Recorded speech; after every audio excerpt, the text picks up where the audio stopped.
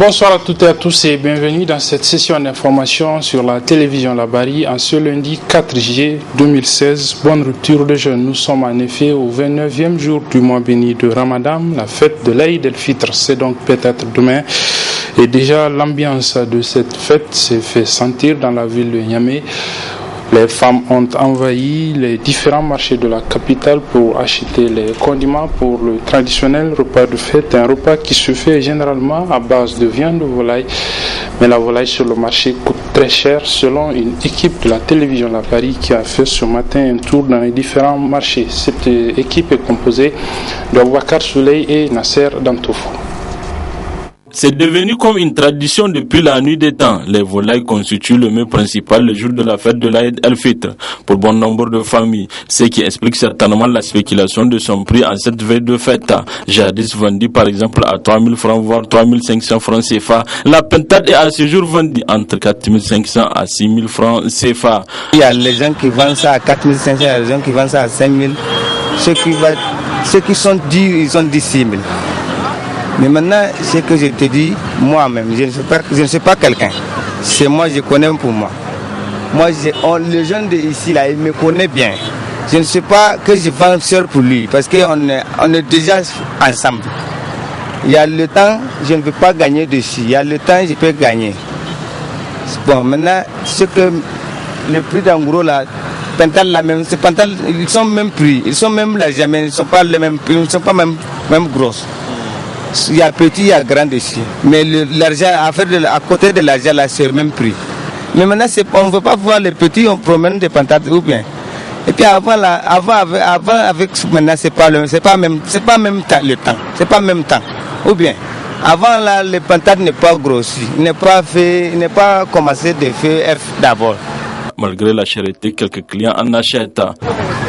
C'est abordable quand même. C'est chaque fête, le prix augmente. Mais quand même, maintenant, c'est à 5 000 francs la pintade. Les poulets, on trouve à 4 000, 3 500. Si maintenant, c'est la fête du christianisme, là, et ils baissent le prix.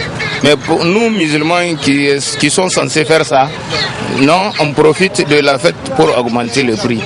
Et ça ne sert à rien du tout. Oui, pour un bon musulman, c'est de rabaisser et que celui qui n'est pas capable aussi puisse accéder aux besoins. Bon, prière, ok, il parce que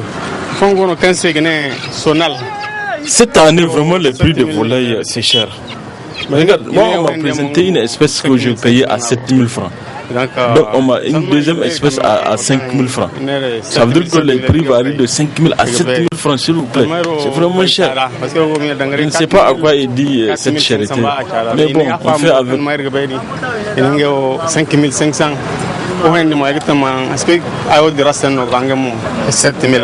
C'est pour ces raisons que d'autres chefs de famille se rabattent dans les alimentations générales pour se procurer des poulets congelés importés.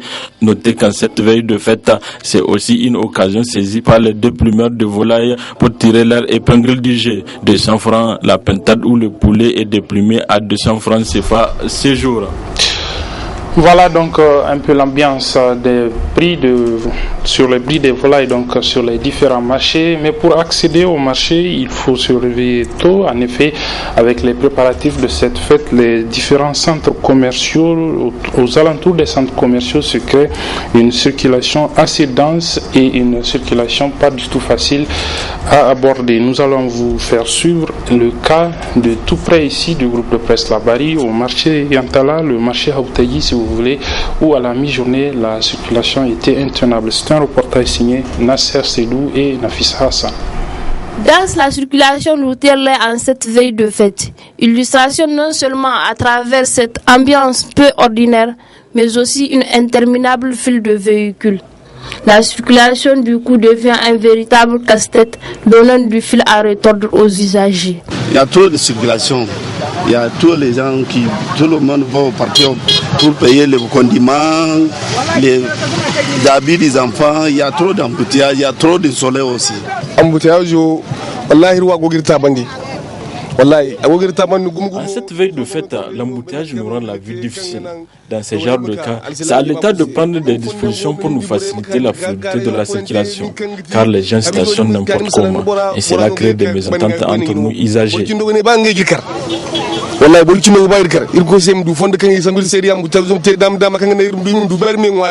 Une lenteur de cette circulation routière préjudiciable aux taximans qui appréhendent une baisse dramatique de leur chiffre d'affaires.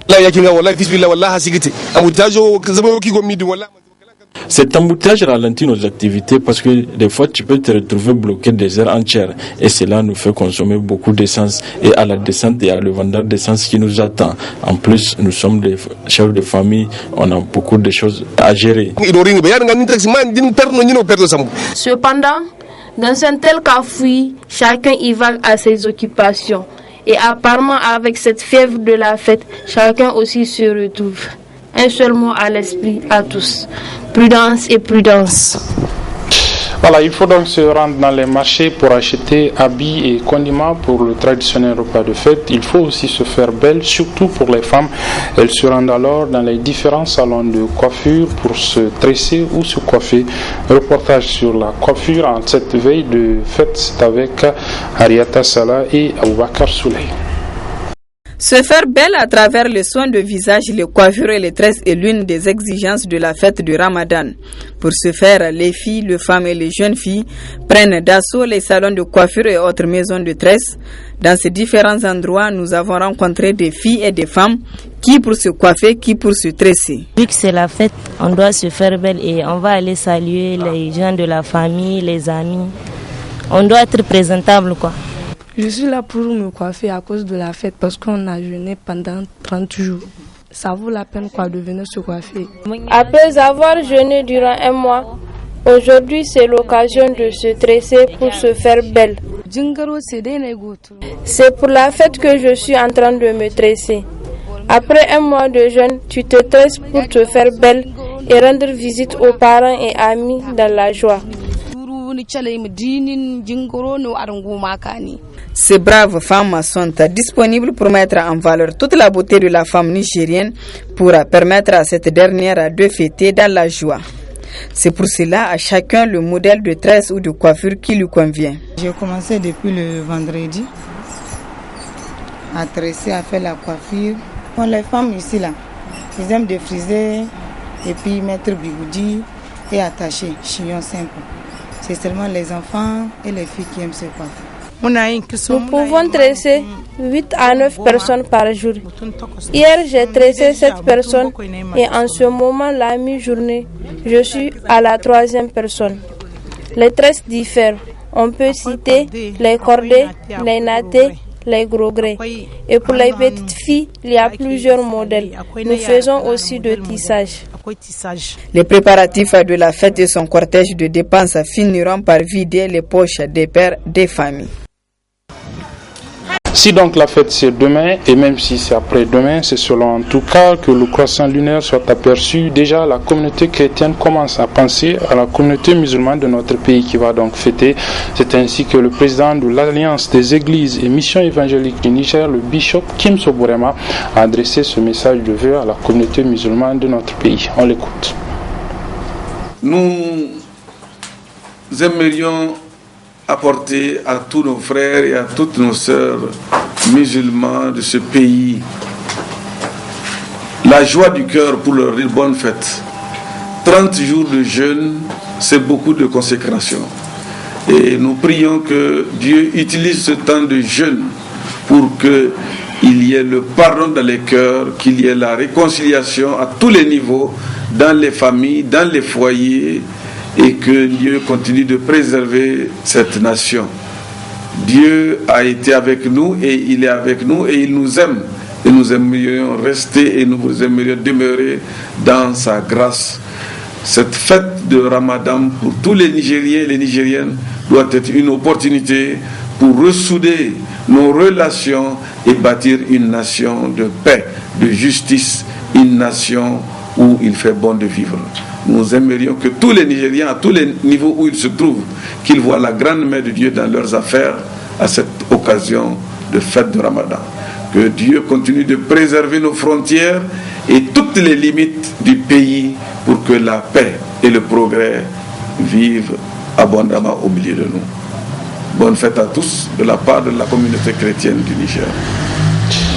Voilà, hier à la présidence de la République, le chef de l'État devait rompre le jeûne avec la presse nigérienne dans son ensemble, mais à la suite de l'appel lancé par le président du conseil d'administration de la Maison de la Presse, une partie des journalistes n'a pas répondu à l'appel du chef de l'État. Ce matin, le président du conseil d'administration de la Maison de la Presse a tiré devant la presse donc un bilan satisfaisant du suivi de ce mot d'ordre de boycott de la cérémonie de rupture collective auquel le chef de l'État a appelé l'ensemble de la presse nigérienne. Le résumé de cette réaction du président du conseil d'administration de la Maison de la Presse dans ce reportage signé Sidikou Ousmane et Aboubakar Souley.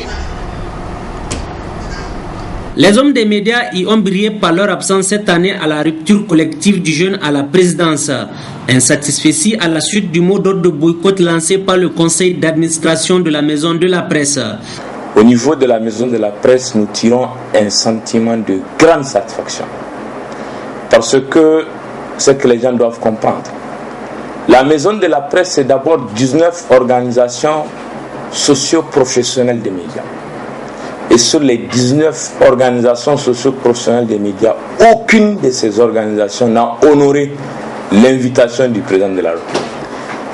C'est déjà là un sentiment de satisfaction pour nous. Et la presse nigérienne, c'est des centaines de titres de journaux, des centaines de radios et une vingtaine de télévisions, ou une douzaine, plus ou moins.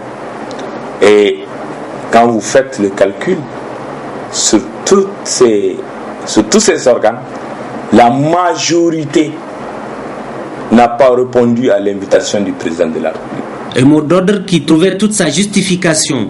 Ça a été un fiasco pour eux. Un fiasco véritablement pour eux.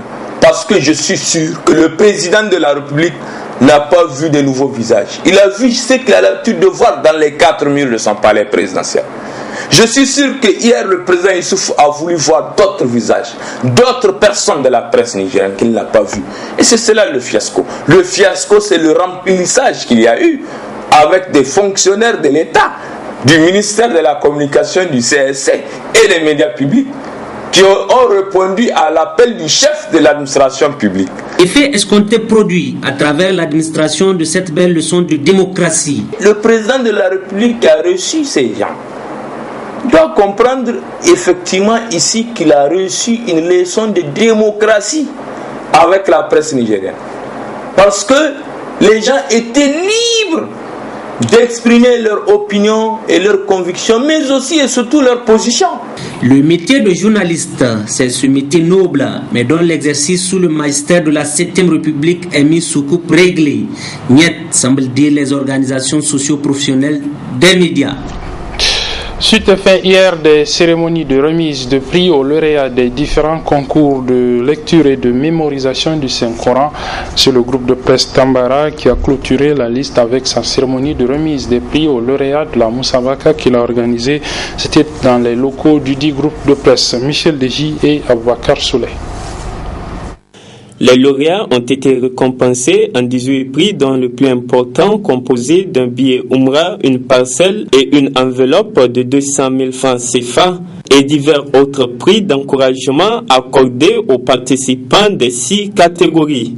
Bénéficiaires et organisateurs se réjouissent de la bonne organisation de cette Moussabaka Tambara 2016. Cette 5e édition, comme les précédentes et les futures près à Dieu, rentre dans le cadre de la promotion et du rayonnement de la culture islamique.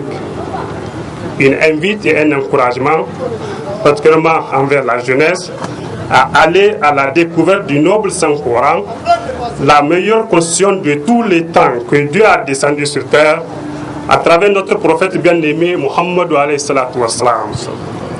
N'est-ce pas que cette activité de la Moussabaka est même un devoir pour notre communauté, quand on sait que la première parole de Dieu le Très-Haut à son messager Muhammad alayhi salatu wassalam est Ikra, entendez, lis. Lire par quoi commence la recherche du savoir et la découverte de l'islam et de Dieu, et aussi une recommandation de notre prophète bien-aimé, Mohammed wassalam, qui nous demande d'aller même en Chine pour l'acquérir. C'est pourquoi nous sommes rassurés du bel avenir de la culture islamique quand nous constatons que tous les candidats de toutes les Moussabakas sont des jeunes. Et c'est pourquoi nous tenons à récompenser les meilleurs candidats, et ce malgré le grave incendie que le groupe de presse Tambra a été victime il y a seulement quelques jours. Car même dans les moments difficiles, le musulman doit respecter ses engagements et servir son créateur. Et c'est dans ce sens que le groupe de presse Tambara accorde une place de choix à l'organisation de cette Moussabaka depuis maintenant 5 ans, avec dans ses perspectives des améliorations pour les années à venir. Voilà, avant de poursuivre cette édition, la nouvelle tant attendue de l'apparition du croissant lunaire vient de tomber. En effet, selon des sources, le Conseil islamique du Niger vient d'annoncer donc l'apparition du croissant lunaire dans la localité de Ngingimi, c'est dans la région de Difa. La fête de l'Aïd el-Fitr, c'est donc demain. Nous vous souhaitons déjà donc bonne fête à toutes et à tous. Voici le dernier élément de cette édition. Les résultats enregistrés cette année des examens du certificat d'aptitude professionnelle et du brevet d'études professionnelles sont donc connus. Vous le savez donc déjà depuis hier. Ils ont été annoncés par le ministre en charge des enseignements professionnels du côté des syndicats. Comme l'a dit le ministre, ces résultats pouvaient être améliorés. Reportage signé Soumela Abdoulaye. C'est désormais officiel. Les résultats de la session 2016 du CAP, certificat d'aptitude professionnelle et du brevet d'études professionnelles BEP sont connus. Lesquels résultats enregistrés cette année sont diversement appréciés. Pour cette année, donc avec tout ce qu'il y a eu comme perturbation, on est sorti avec quand même un résultat plus ou moins, n'est-ce pas, satisfaisant. Tout de même, comparé à la sous-région, il n'y a pas de quoi verser dans cette autosatisfaction. Nous voyons, n'est-ce pas, dans certains pays, ce genre d'examens professionnels, n'est-ce pas, qui sont organisés, vous allez trouver, n'est-ce pas, 100% de résultats, vous allez trouver 90% des résultats, mais pourquoi pas chez nous ici? Et malheureusement, à chaque fois, n'est-ce pas, qu'on organise ce genre d'examen, ça tourne autour, n'est-ce pas, de 50%, voire 40%, voire même 30%. Donc c'est en cela où je dirais que nous pouvons faire mieux. À première vue, ils peuvent paraître probants, mais qu'à cela ne tient, les responsabilités sur toute la chaîne se doivent d'être situées. J'aimerais bien que les gens, n'est-ce pas, puissent faire un meilleur repas pour savoir, n'est-ce pas, quel est le problème. Et c'est pourquoi nous, on a toujours demandé, n'est-ce pas, à l'autorité, n'est-ce pas, à la fin d'un examen, n'est-ce pas, de faire un état de lieu.